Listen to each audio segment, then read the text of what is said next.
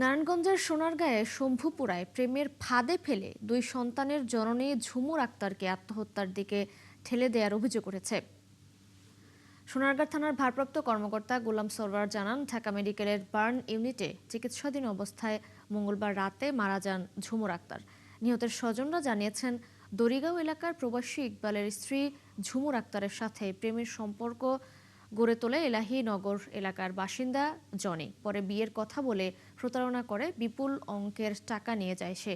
এক পর্যায়ে ঝুমুর টাকা ফেরত চাইলে জনি তাকে নানাভাবে হুমকি দেওয়া শুরু করে। গত রবিবার বিয়ের দাবিতে জনির বাড়িতে অবস্থান নেন ঝুমুর। সেখানে মানসিক নির্যাতন ও প্রতারণার ক্ষোভে নিজের গায়ে কেরোসিন ঢেলে আগুন ধরিয়ে দেয় ঝুমুর। ঝুমুর আক্তারের মৃত্যুর ঘটনায় অভিযুক্ত জনিকে দ্রুত গ্রেপ্তার ও শাস্তির দাবি করেন এলাকাবাসী।